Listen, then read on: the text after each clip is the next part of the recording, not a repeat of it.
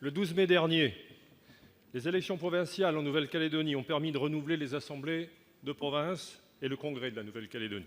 La famille politique à laquelle j'appartiens a largement remporté ce scrutin, puisque, avec 41% des voix dans la province sud, nous occupons désormais 20 des sièges sur les 40 à pourvoir. Nous avons également obtenu 3 sièges dans la province nord à majorité indépendantiste.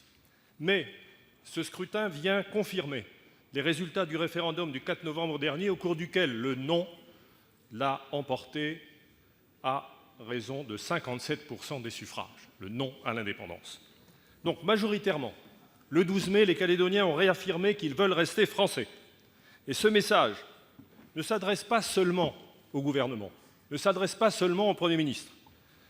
Ce message s'adresse à la France. Il s'adresse à nous, dans cet hémicycle, nous qui incarnons la représentation nationale. Malgré ces résultats, la Nouvelle-Calédonie se retrouve aujourd'hui dans une situation totalement absurde, par un jeu d'alliance. C'est un indépendantiste qui a été élu à la tête du Congrès.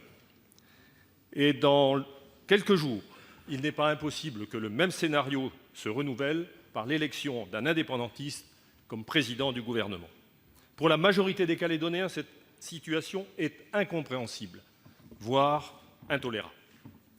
Cette majorité a le sentiment que le résultat du référendum, le résultat des élections du 12 mai, lui ont été confisqués et que son choix d'un avenir dans la France est ignoré.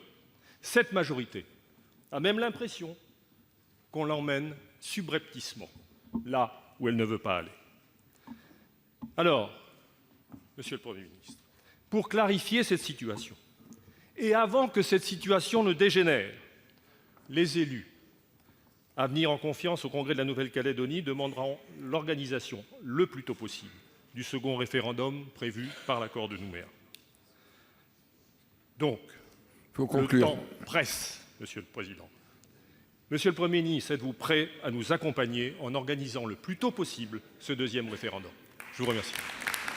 Pour vous répondre, en l'absence du Premier ministre que j'ai excusé, la parole est à Madame la ministre des Outre-mer. Madame Girardin, vous avez la parole.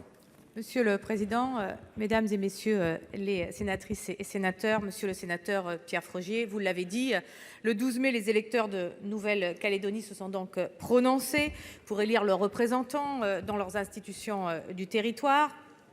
Aujourd'hui, les présidents et vice-présidents des provinces ont été élus, ainsi que le président et les responsables des instances du Congrès de Nouvelle-Calédonie. Le Congrès vient d'ailleurs de se prononcer sur le nombre de membres du gouvernement de Nouvelle-Calédonie. Il procédera à son élection le 13 juin prochain. Je veux ici, en mon nom et ensuite du Premier ministre, vous redire à l'ensemble des élus nos félicitations, qu'ils soient effectivement à la province ou au Congrès. Leur mandat est le dernier de l'accord de Nouméa qui a été signé en 1998. Vous l'avez rappelé, monsieur le sénateur, à la veille du 12 mai, en évoquant l'obligation de trouver une solution partagée pour l'avenir de la Nouvelle-Calédonie. Elle ne peut passer, et vous le savez, le Premier ministre l'a dit souvent, que par le dialogue et par le respect. En décembre dernier, lors du dernier comité des signataires, nous étions donc tous ensemble et nous sommes donné rendez-vous à l'issue de cette série d'élections, élections provinciales, congrès et gouvernement. Nous tiendrons effectivement ce rendez-vous dès les élections du 13 juin prochain. Vous m'avez questionné sur le deuxième référendum. Eh bien, cet accord, effectivement, prévoit qu'un tiers des membres du Congrès peut solliciter l'organisation d'un deuxième référendum.